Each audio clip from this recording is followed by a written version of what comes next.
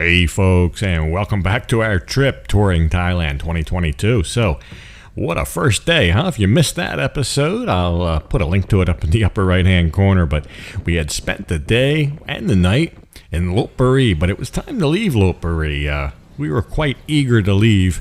We didn't get much sleep that night, and as the day wore on, we became increasingly tired. We stopped at a gas station and got a bite to eat. Got a solid meal, and we started heading up to Nakhon Sawan. So Nakhon Sawan would be the next major stop, because there I would pick up the bike that got all refurbished, but we didn't quite make it. We said, it's the hottest part of the day now. I don't want to be out there loading the bike in the middle of the afternoon. So we found this place. Yeah, the NP Resort here. Not very fancy, but it was a sight for sore eyes. After spending the night in the bed of the truck previously, we got a good night's sleep here and then headed out the next morning bright and early for the short drive up to Nakhon Sawan. So we ended up getting into Nakhon Sawan nice and early. In fact, too early. They weren't even open yet. The streets were kind of vacant and the shop was closed. So we wandered around to try to find something to eat or a cup of coffee or something. We succeeded in the latter. A nice cup of coffee at the Amazon. So they opened up shortly thereafter, and they had it all ready for me. Nong sticker N29 in Nakhon Sawan, and there it is over there. All I've got to do is wheel it on out.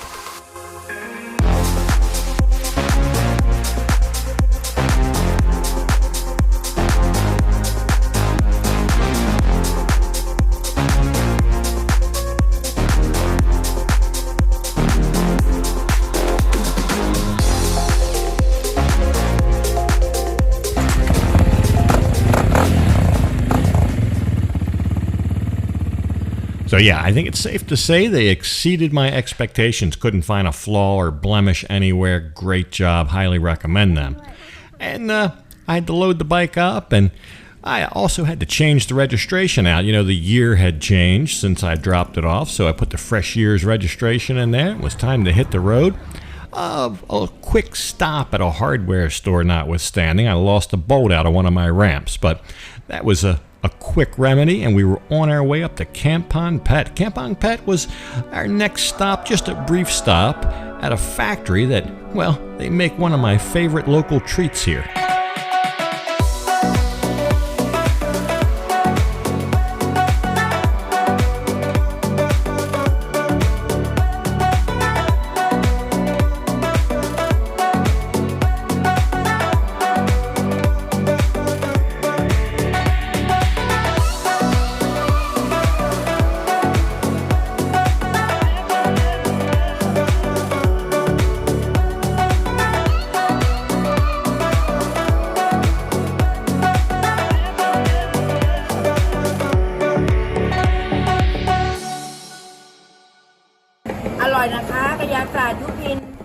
So I guess this would be Thailand's version of Rice Krispie treats.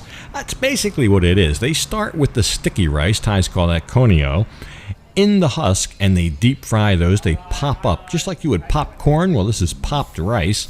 They'll mix that with peanuts. There's Mother there. She started the company, but now her daughter runs the show, and her face is actually on the packaging, so she stands behind her product. But they'll mix the peanuts and some various different ingredients into a caramelized substance.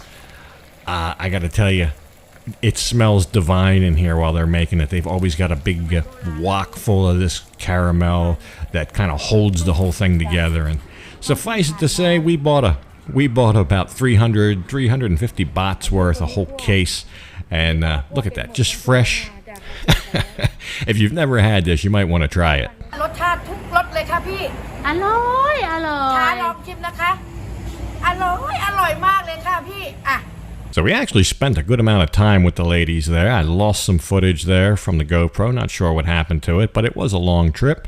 But we stopped and got a proper lunch and then got back in the truck. Our destination for the day, our final destination for the day, would be the city of Dak. So since this is a little bit longer and more extended of a trip than what we normally do, we've decided to stay at the more budget, traveler-friendly hotels.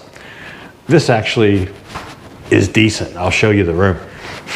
last night, the place we were at last night, 290 baht. Just very, very basic. Nothing to see there. But this is pretty decent for 400 baht. So we're in Tak.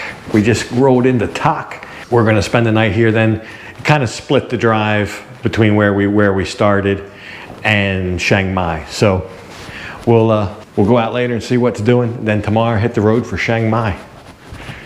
That's going to be we'll be in Chiang Mai for a week.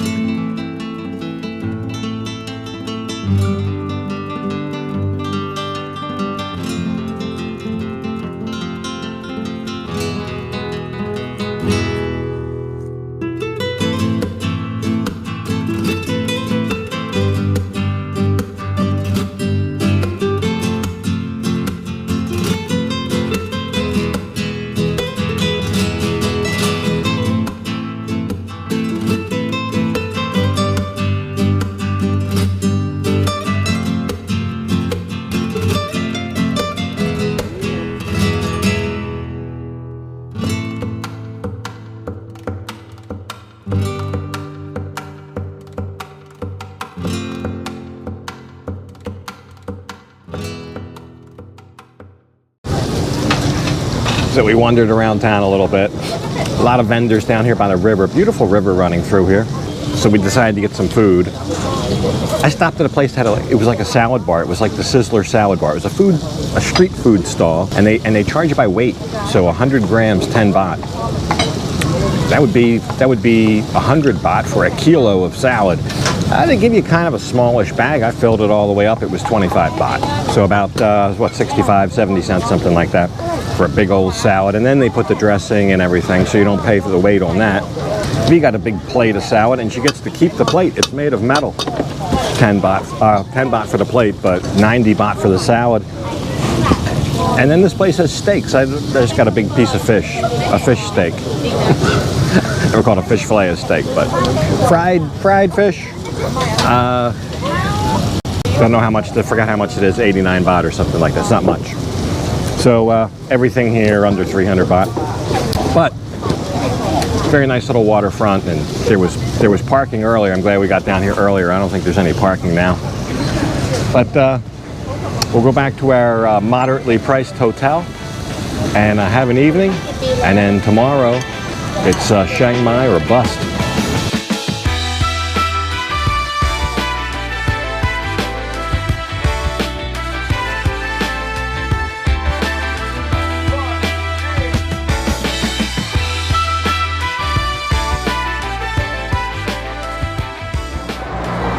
So in just about 2 hours this morning, we made it up to Lampang. Lampang, maybe you could consider the unofficial gateway to the north.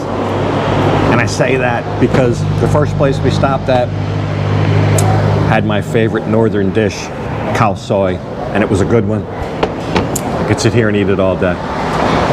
That'll probably be a staple of my diet up here. This is where the dish originates from, really even farther north than here, but this whole area. So we're on the final road. This road out here is Route 11. That will take us right into Chiang Mai. And we'll probably be there in less than 2 hours.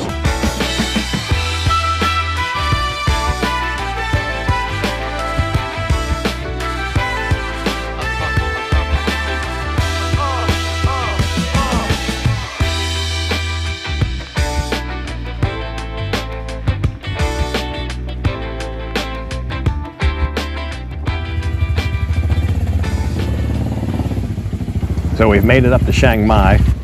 We are in the heart of the walled or old or ancient city of Chiang Mai, and we're gonna be here for a week. Well, at least V will be. I'll explain that, and I'll show you around here while I talk to you about this. But I've selected a place called the Anodard Hotel, and for one simple reason. First, it's in the old city area, and two, they have a rather spacious parking lot, which bodes well for me loading and unloading the bike. Because the old city here, it's very, I don't know if the word congested is right, but there's very little vacant land, there's very little parking. It's full, just chock full of little coffee shops, boutique hotels, of course temple ruins, old city ruins. There are hotels here that I've passed with virtually zero parking, or only street parking, and I just wanted a parking lot. So I sent V in here, she checked out the room. She didn't want anything fancy. She'll have plenty of things to kind of keep her busy. So for that reason, I selected this location and this property specifically. So for the week, 7 nights, came out to 2,900 baht, 2,000, so under $100 for 7 nights of hotel. It's an older property, but I think she'll be happy here. She wanted something in the 300 to 400 baht range. She didn't want a big fancy property. And we'll spend the night here tonight, and then tomorrow looking around. I'll make sure she has everything she needs before I take off for the Mae Hong Son Loop. So that way she can get kind of acclimated to the surroundings and find her way around a little bit. And while I'm gone, she can explore on her own and be able to find her way back to the hotel. And they've got free coffee in here. The people seem nice. So I think it was a little bit remarkable. This is our 4th day on the road. We've covered just shy of 1,000 kilometers over that 4 days. And all the places we've been up till now, I saw the first Westerner when we rolled into town today and was sitting in the back of a tuk-tuk. I haven't seen another Westerner for the entire 4 days we've been on the road, through Nakhon Sawan, through Lopburi and Kamphaeng Phet, all the places we've stopped. So there's a good time to be had up here, so I'm sure she'll have it. And I'll have a day before the trip and a day after the trip with her, and then the following day we'll leave for points north. But anyway, don't want to get ahead of ourselves. We got to get all moved in. While I'm on the loop, we'll check back in with her periodically to see what she's doing, because she'll be recording stuff. So anyway, helped myself to the complimentary coffee. The guy gave me a very choice parking space right underneath the camera that they have. So that's good, because the truck will just be sitting here while I'm gone. So V will be on foot or on tuk-tuk. So we'll take a quick look at the room. They let us check in early, but they were still cleaning, so we had to wait for that. But one of the first things I was interested in Chiang Mai, because I've considered coming up here before, either flying up, probably flying up, and then renting a bike and going out and exploring North Thailand. And I wanted to see the feasibility of that. So I want to go right out and see what's doing with the bike rental situation. But the room was nice, decent, about 420 baht a night. Plenty of power outlets there, little work area, big bed, refrigerator, table, chairs, everything you need. I think a decent home base if you're going to be in central Chiang Mai for a couple weeks. The bathroom was basic, but it is what it is. It was adequate. So let's go out and see what's doing around town.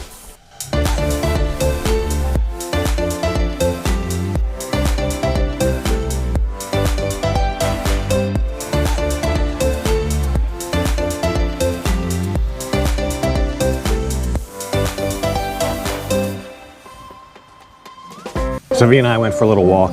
I guess I should frame this a little bit different too. So the reason V's not going with me, it's, first of all, it's a one-person bike. But second of all, I really can't, I don't think, experience the joy of the ride with a passenger on the back. For that reason, I'm going solo. Now, you can rent bikes here just around the corner. I think a lot of people maybe fly up here, drive, take a bus, whatever, and once they get up here, they rent the bike and then they go and do the loop like I'm going to do, or their own way, but whatever. There's a lot of bike rentals around town, so just right around the corner you can get a bike just like mine. It's an older model, it's the 250 model, but basically the same thing. 1,000 baht a day. I think I would opt for the slightly bigger 500X though. It's only 200 baht more a day for 1,200 baht a day. They have the knobby tires on the 250s, and they don't handle all that well on pavement or asphalt or cement, whatever. They're great off-road, but for running the loop, I think that would take some of the fun there again out of it. So, but they had a Vulcan S. They have a bunch of stuff. I'll show you around a little bit. But various prices. The bigger the bike, the higher the CC, the more the fee. But 1,200 a day for a 500X seemed okay. They've also got scooters if that's your thing. It's no problem finding a bike to rent here, at least right now. Maybe during the high of a peak season, you might experience some sellouts or something, but the place I went to had like a dozen or more of them sitting right there. So we walked around a little bit. There's a nice market out here. They were just closing. It's a morning market. There's a nice river that runs through and some vendors and everything. We just stopped at this little cafe. Very eclectic looking in here. But it's a walking friendly town. There are also bicycle rentals we passed along the way. I told V maybe one day while I'm gone she could rent a bicycle. And there's lots of little shops and restaurants and all kind of stuff. So we were probably invited in 3 or 4 different shops on the way. So, although a lot of things are closed, it's still kind of the new year. A lot of times things don't fully reopen after New Year until about the 5th. And I think today is only the 3rd maybe. So, anyway, that's that. I'll show you what we got here and we'll look around, and then tomorrow I'll spend the day. We'll go outside of the old city and we'll go around a little bit. And then just to make sure V has, she's already befriended the cleaning lady at the hotel and wants to go to her house while I'm away. So I don't know what we're going to see out of her.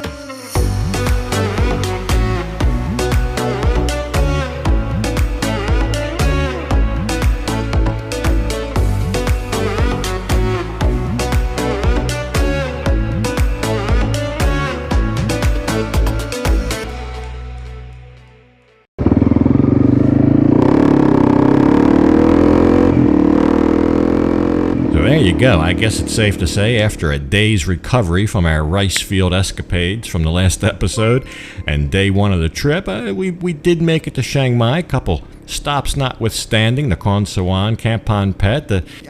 As we pulled into Chiang Mai, my mind was kind of on the pending trip I had into the depths of northern Thailand, going up to Pai, Mae Hong Son, etc. And Chiang Mai was just a little bit of a distraction. I couldn't wait to get on the bike and head north and really get into it. But at any rate, we will look at some more in and around Chiang Mai next time before I get out there and start my little adventure. But we will continue our off-the-beaten-path travels here, Thailand 2022, the next episode, which may be coming up sooner than you think. But anyway, for this one, I've got to go ahead and leave it off right here. And as usual, I'll thank you for watching. And until next time, bye for now.